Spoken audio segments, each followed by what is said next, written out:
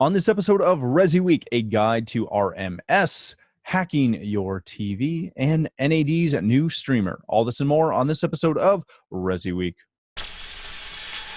The network for the AV industry.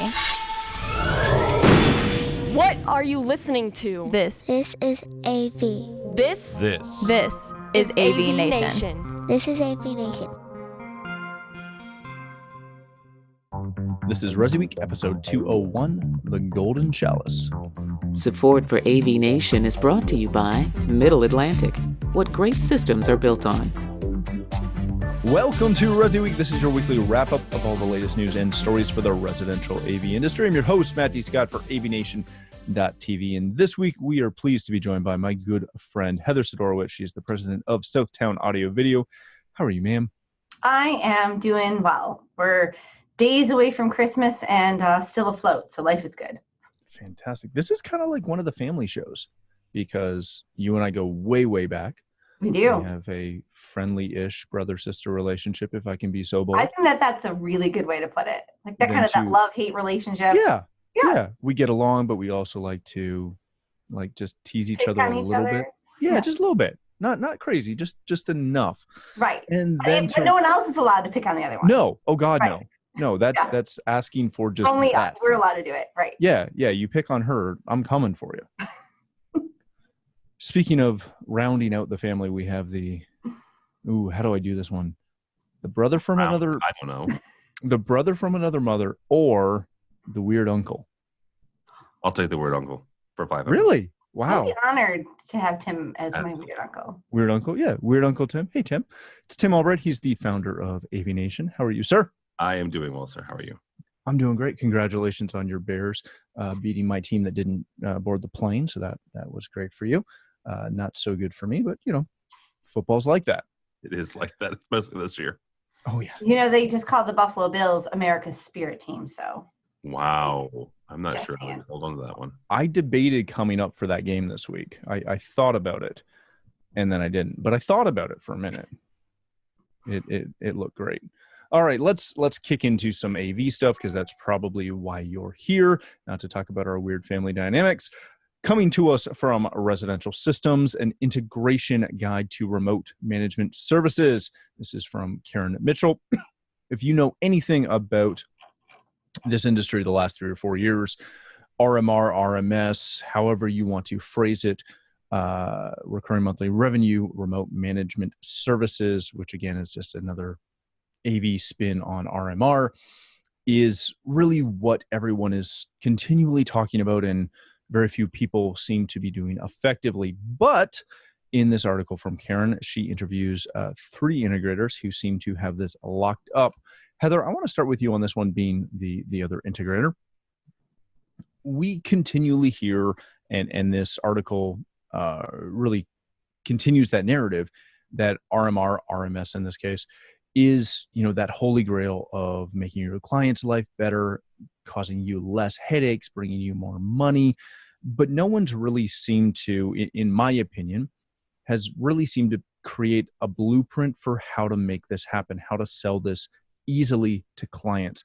Based on this article and a lot of the others recently, it leads me to believe that the best way to sell RMS or RMR is to kind of force feed it down your clients' throats and just say, hey, if you buy from us, you're buying one of these service plans. And I don't know, ADT seems to have failed miserably doing that type of thing.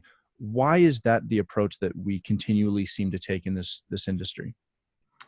I think that there's perspective versus reality. So I think we know as integrators that this is a golden chalice that we all want. We've seen alarm companies who have boats on the water that were probably bought through their recurring revenue. So we want that too. And my belief is also that it gets a lot of clicks. So our magazine companies, they're gonna promote these articles. I'm gonna see it all the time, and they're gonna say how it's a great thing. But to make it in actuality is much more difficult, right? So perspective, yes, great, wonderful. Reality, not so easy to come into play, because you can get into a lot of trouble that way too, right? If I tell my customers it's a certain price, but now I'm spending more, that could put me asunder. Mhm. So we currently don't have that plan. There's certainly a part of me that wishes we did. I wish, of course, who wouldn't want more money for less potential work. But I do agree that there are some that have done very well with it. I think it depends on, you have to be very number driven to be able to make that a success. But yeah, I do think that I think that it's talked about more than it's actually done out there in the great big world. Very good. Tim, you're nodding your head along with that line. You and I have gone down this conversation many, many times, from both the residential to the light commercial to the commercial. Again, just as Heather said, this is something that's talked about all the time, and it's framed really well, but it never seems to work. Is it the same in the light commercial? Is that an easier avenue to kind of kick that off if you're an integrator, to say, hey, we're going to go after this from our light commercial or commercial clients? Or is it just a lose-lose?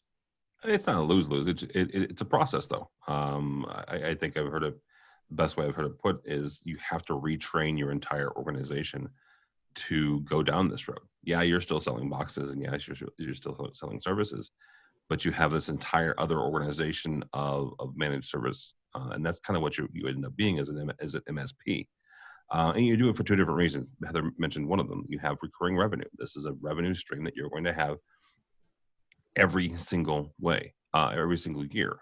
The other reason that you do it is for the profitability and for the eventual, selling or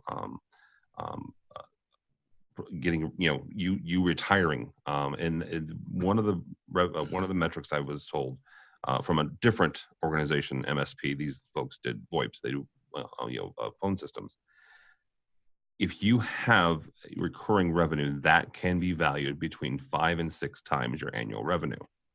Now, if you are somebody who is considering a plan of retiring or moving on, and you start going down this road, and you start looking into it, some folks will give you 2 to 3 times revenue. Some folks will give you maybe up to 3.5.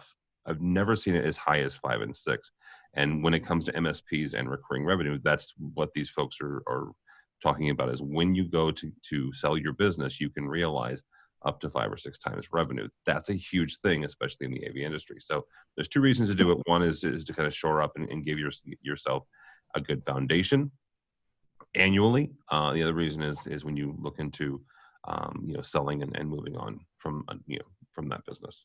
No, right. We shouldn't be looking at it though for like what's the best for our clients, and is it the best? And maybe it is, right? The ability to fix those things, but I guess I look at things maybe from more of an organic standpoint. That is it best for our clients, or is it best because eventually I want to get out? Well, and to counter that point, I understand completely what you're saying, Tim, but let's be really blunt about the residential side of the industry. Almost no one can sell their company. Like it almost never happens in this side of the industry where you run a successful company and you sell it to somebody else. Okay. Heather, you're honestly one of the outliers that I know of who was able to obviously, you kind of grew up in this, you worked in this, and then you purchased the company.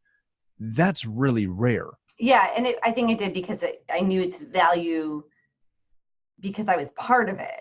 Right. So I think I'm a unique case that way to buy it, and bought it for a lot of it was inventory that we had. So it gave a much better value. Mm-hmm.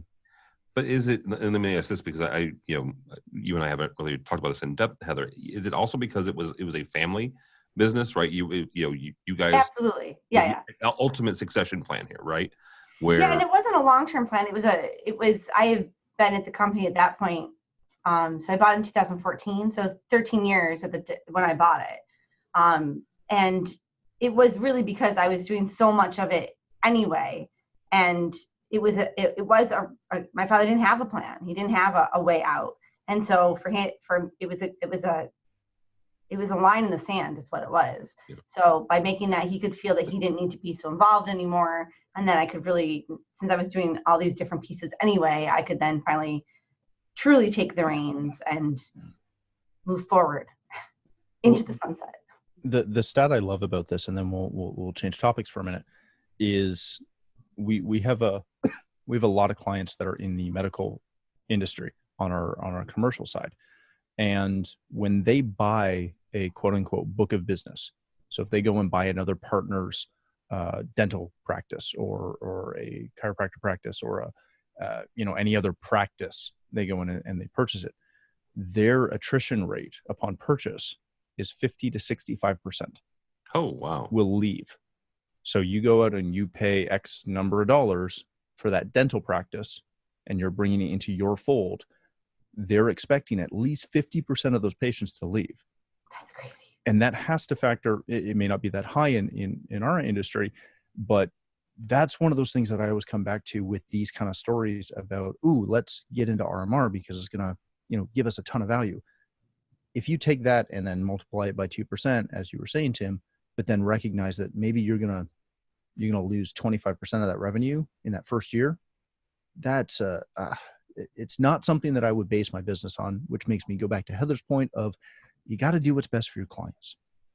And I truly believe that that's where reoccurring revenue comes from. And I have this conversation all the time on the commercial side of the business that, if we're doing the right thing and we're taking care of our client, our reoccurring revenues that they come back again and again, and they grow. Yeah. And then they ask us questions that they didn't think that we did, or they ask us to go down a path that's not maybe in the center of our wheelhouse, but they really appreciate that relationship so that they want to do that project with us. That's where the recurring revenue comes from again, but I think I look at it from a different perspective, organic growth and organic revenue. Hey, thanks for watching the first segment of this week's episode. To catch the entire show, please click the link below or visit avnation.tv. That's avnation.tv.